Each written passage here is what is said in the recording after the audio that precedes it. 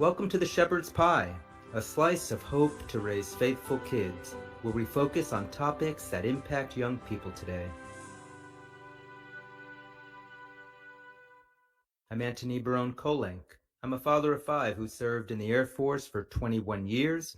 I'm now a law professor and a columnist for Practical Homeschooling magazine. I'm also the author of The Harwood Mysteries, an inspirational medieval fiction series for kids aged 10 and up. Here on the Shepherd's Pie, we want to inform, inspire, and help you to raise happy, healthy, faithful kids, whether you're a grandparent, a pastor, a teacher, anyone. In today's episode, I speak with Jed Doherty, a performer, magician, and the host of the #1 kids and family podcast on iTunes called Reading with Your Kids. We talk about the importance of reading to children today and reading in your own family. And in the entertainment segment of the show, Jed Doherty stays and tells us about some of his favorite books for kids of all ages.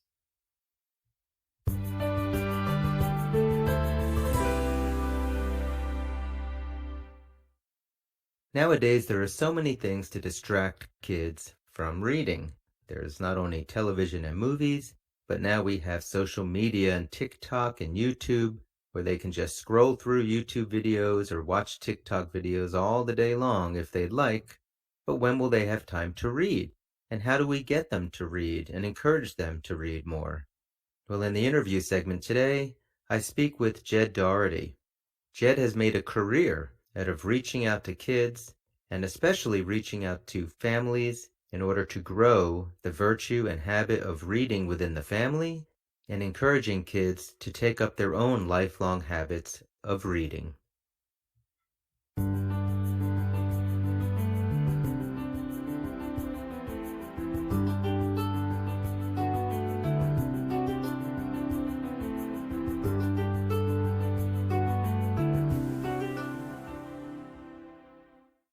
I am thrilled today to have on my show Jed Doherty, a performer, magician, host of the #1 iTunes Kids and Family podcast, Reading with Your Kids. He is a former licensed certified social worker who has been inspiring audiences worldwide, performing as Jedley since 1983. He's literally done thousands of performances in schools, libraries, churches, major event venues. He's produced a major internationally acclaimed disabilities awareness video and has written several award-winning kids books. Lives in Boston with his family, where he collaborates with his wife Carmen Sonia and stays very active in their community. Jed, it is such an honor for me to have you on the show today. Hey Tony, thanks for having me on. I am really psyched to be here. Excellent. Maybe give our listeners a little taste of what you've done in your background with magic and other performance items. Well, when I came out of college, I went into social work because I thought I was called to be a priest. But the Jesuits at my Jesuit high school said, I went into the seminary when I was 15. That's how we did it back then, but we don't do it like that these days. Why don't you go to college? Why don't you live a little bit? If God wants you to be a priest when you're 18, I want you to be a priest when you're 23 or 24 or 25. So I went into social work, working with kids in the juvenile justice system. And boy, what a beating my psyche took. It was tough, really tough. The kids I was working with had made some horrific decisions in their life. But what was even more disheartening was the fact that these kids realized they were making horrific decisions. And by the time they got together with me, they wanted to change their life and they wanted to get back. And the community really wasn't interested in having them back.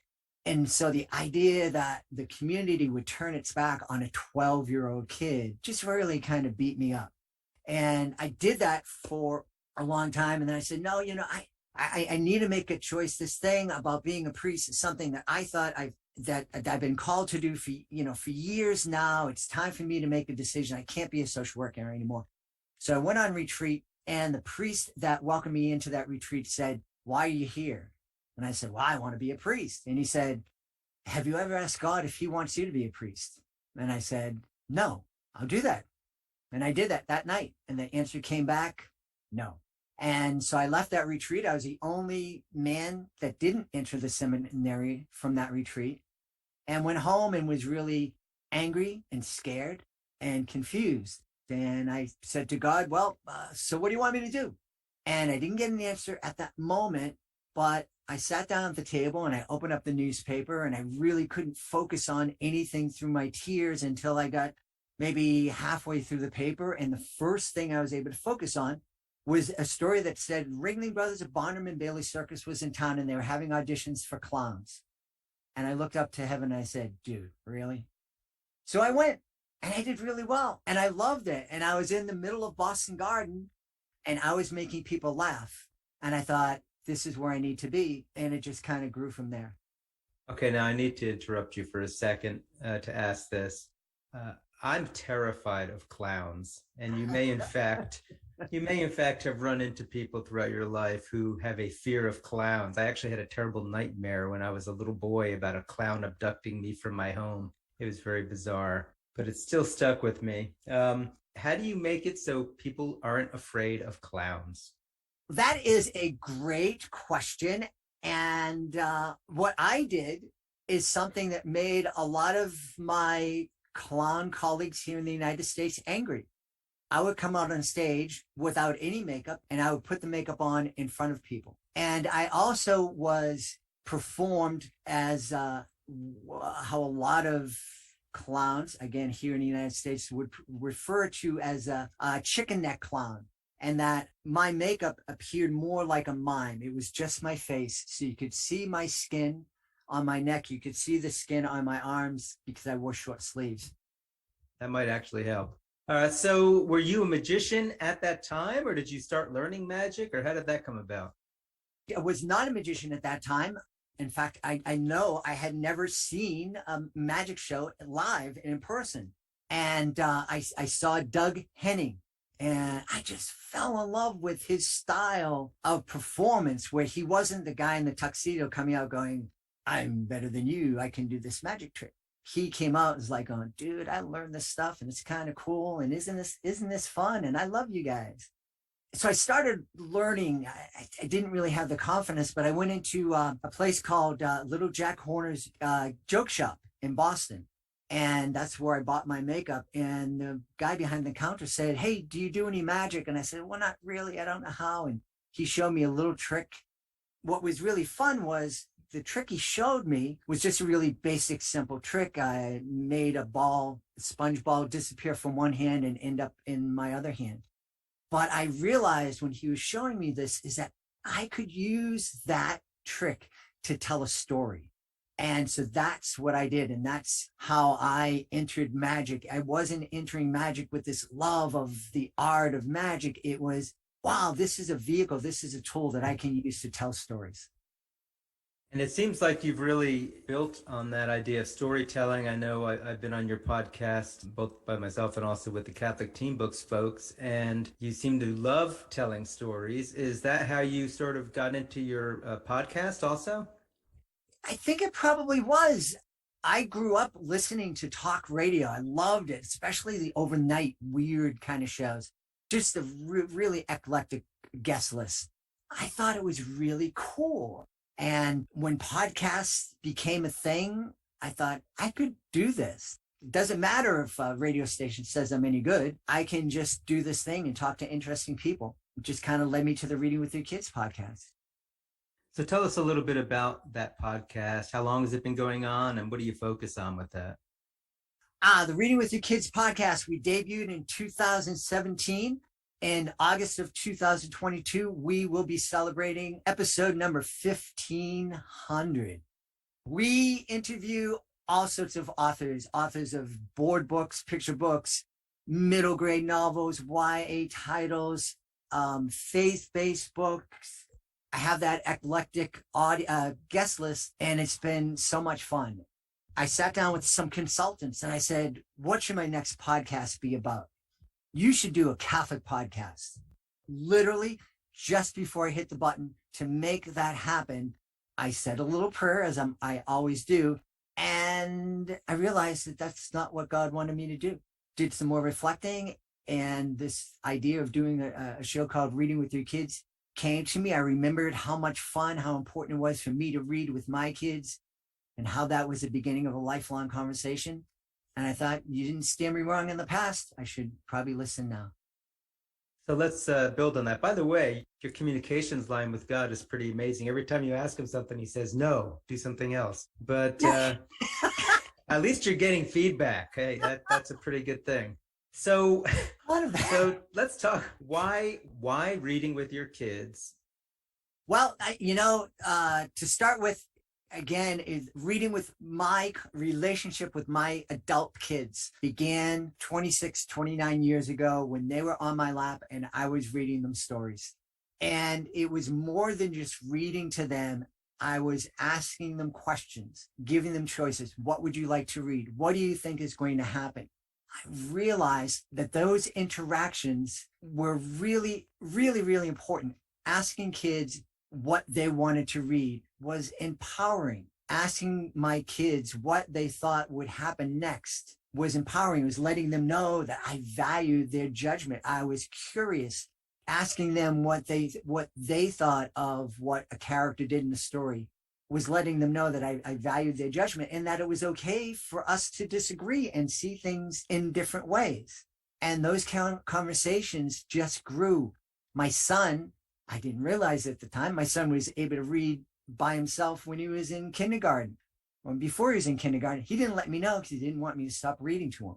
And so when I found out that he could read, I said, well, he still wants me to read and I have fun, so let's continue to do it. So we did it after he was an independent reader. And of course, with my daughter, her second and third grade teacher said, keep reading with them. And I did, and it was a pleasure. And I realized more than anything else at that time that we spent talking about the books, that's what was really important, building that relationship. Let's build on that a little bit. What are some of the benefits you can see, if you're talking to parents or even teachers, what are some of the benefits to reading with kids, even after they're able to read on their own? Well, one of the things that I was blown away by is a statistic that says that if you read with your kids 20 minutes a day, when they get to kindergarten, they will have heard over 800,000 more words than their peers who weren't read to.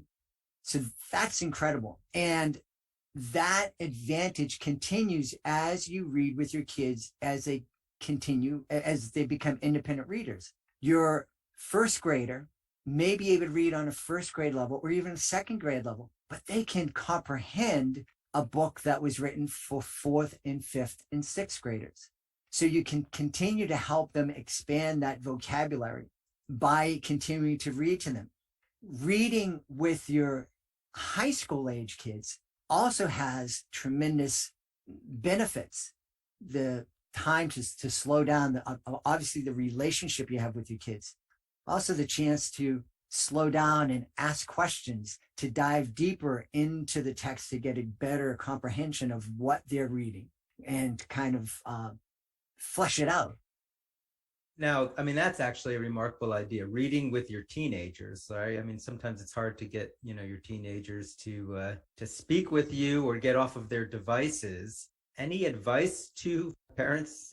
How do you get your teenage kids to even want to read with you? Well, I'll be honest with you, that I can't imagine there are many kids who are going to want to sit down on the couch and read aloud, although I do know that happens in a lot of families. What's easier to have happen is to co-read with your kids, to read the same book together at the same time, and then come around the table and talk about it, or talk about it on the way to school. Or even better is to listen to an audiobook in the car. So when you're in the van going to ballet or soccer or school, pop in an audiobook and listen to that and have conversations about that.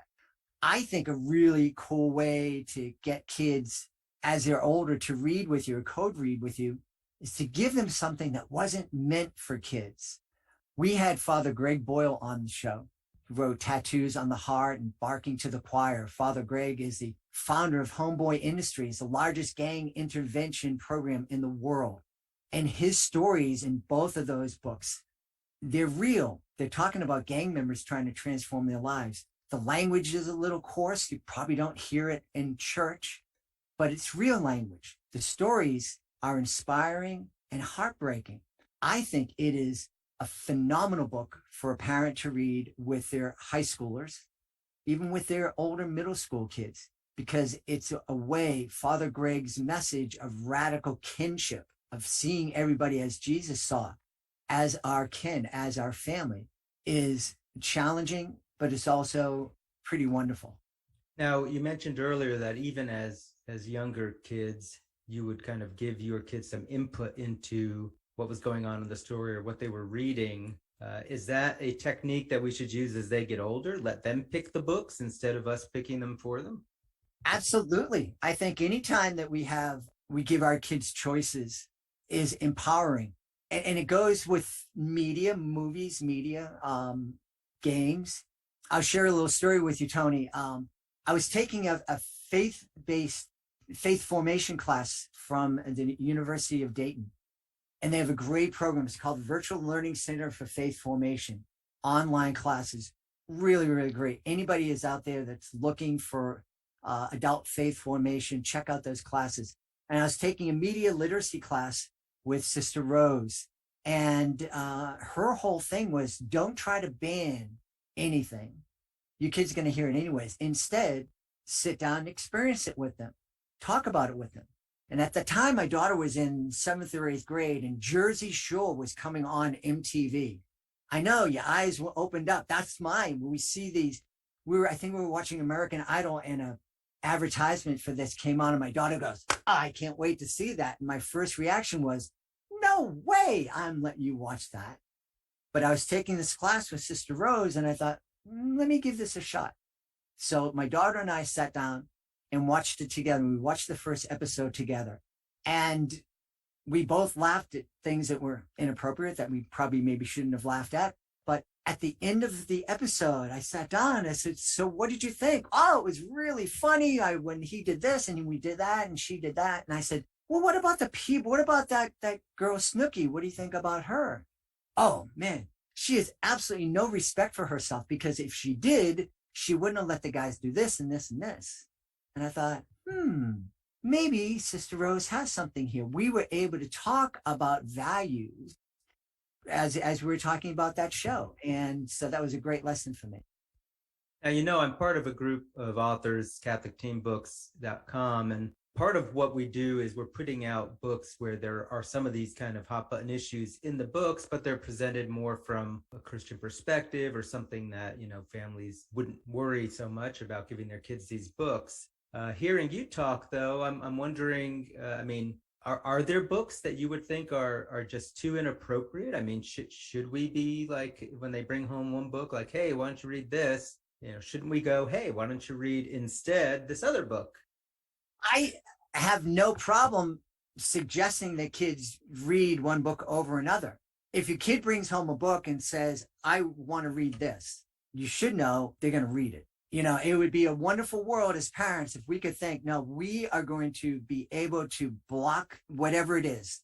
The fact is they're going to read it, which goes back to Sister Rose. I think a really great strategy would be, hey, all right, we'll read this book. And then afterwards, I want to read Tony's book together with you. And then we'll talk about both books. That does seem like a great strategy. I think every family should do that. No, yeah, you're right. I mean, even when my kids were teenagers and they were reading the Hunger Games and that kind of thing, I wound up reading them mostly because they were reading them. So I wanted to be able to talk about them. And it gives you a common frame of reference, which you otherwise would have no frame of reference with them, and it does show an openness. So kind of thinking about final words of advice for parents or teachers. If you get hesitance about, I don't know if I could read with my kids, I don't know if my kids want me to read with them. Have you experienced that? And do you have any advice for that type of concern? I think LeVar Burton shared a really great piece of wisdom. When I asked him what inspired his love and passion for reading, he smiled and he laughed and he said, my mom. I saw my mom reading a novel, reading a newspaper, reading a magazine every single day, anytime she had free time, she was reading or reading to me. So if you don't pick up a book, if you're usually on your device or on watching TV or on your laptop, and then suddenly out of the blue you say, hey, I need to read with you, sit down and read, that might not work as much as if suddenly you tell your kid and you show your kid, I'm making a conscious effort to do some more reading. And so you read, and then you might share with your kid, hey, I just read this book. This guy, Tony, wrote this book, The Harwood Mysteries. It's really awesome. You should, do you want to check it out? You want to? And that's a way to start it kind of naturally, to kind of, this isn't a thing I'm making you do. This is something I really love that I want to share with you. I love it. All right. So if folks want to learn more about you, because there's a heck of a lot to know, where would you like them to go? They can go to readingwithyourkids.com. There are a couple buttons on the top. If you're an author, if you're interested in being on the show, there's a button that says authors, click here. If you are a parent, you can click on the parents, click here to read our blog to find out how you can invite us into your community to present a live event. And of course, you can listen to the podcast right there at readingwithyourkids.com. And you can also find the podcast on the iHeartRadio app, Apple Podcasts, Google Podcasts, Spotify, Amazon, basically any place you find a podcast where there. I can't name them all because I don't know them all. And how many times a week do you podcast? Every day. Every day. Every day. We put on an episode every day. And I love it because we've had such a rainbow of authors on the show. We've had lots of Catholic authors on the show talking about their faith-based books. We've had lots of people of every race on the show. We didn't set out necessarily, we need this many Black authors, this many Asian authors. It just was natural. And at one point, a couple of years ago, I looked and I said, wow, we've really given voice to authors from every community. And we're really proud of that. Beautiful. And you also have a personal website, don't you? What's that? Sure. You can go to jedley.com. That is badly in need of an update. But a lot of what you can find on Jedley, the really neat stuff that you can find on jedley.com are a number of different videos of the performance. And that's a lot of fun. Great. Well, thank you so much for taking the time to be on the show today. Thanks so much. Had a blast.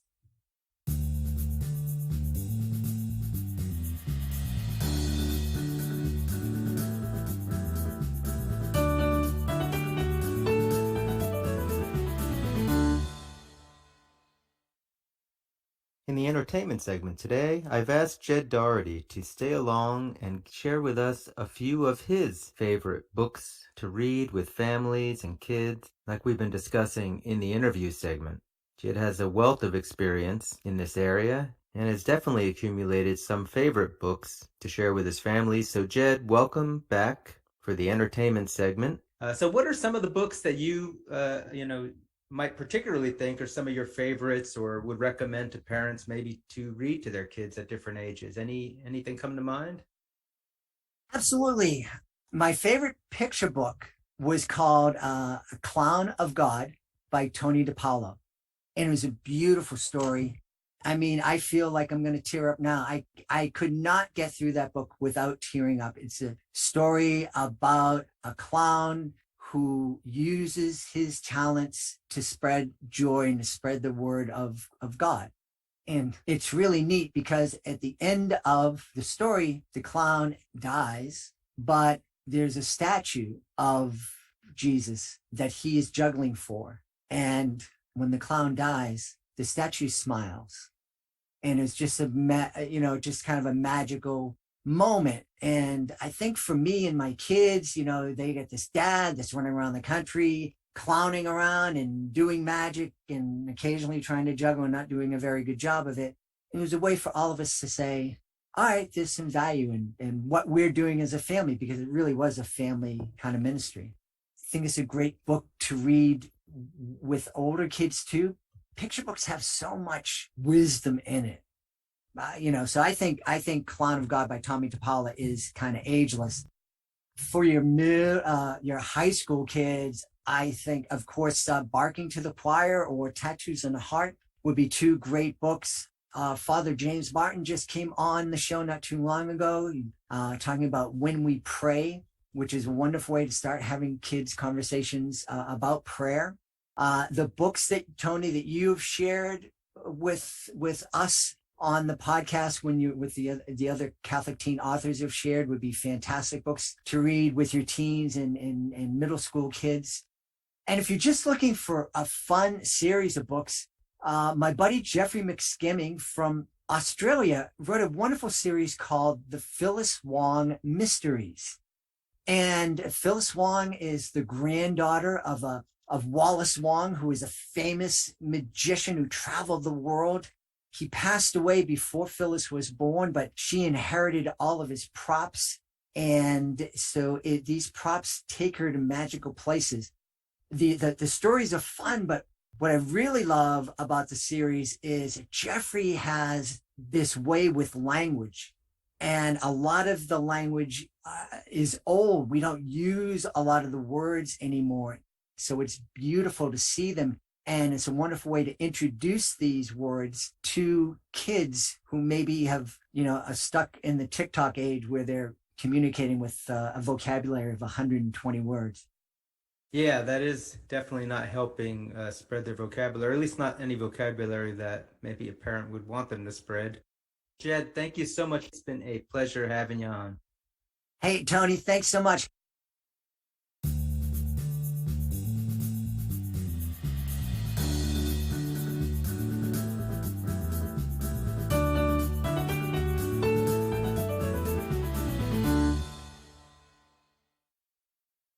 That's all the time we have for the show today. We spoke with Jed Doherty, an award-winning performer and magician, and the host of the #1 podcast, Reading with Your Kids. And in the entertainment segment, Jed told us some of his favorite book choices for families covering kids of all ages. Again, this is Antony Barone Kolenc, and this has been The Shepherd's Pie. If any of you listening today have a question for me or a topic you'd like to have us cover on the show, please drop me a line on my website at antonykolenc.com. That's AntonyKolenc.com. Also, if you visit my website, you can learn more about my historical fiction series for kids, The Harwood Mysteries. I'll end as always with my wife's favorite scripture quote from Romans 8:28. We know that all things work for good for those who love God, who are called according to his purpose. May the Lord bless and keep you this week.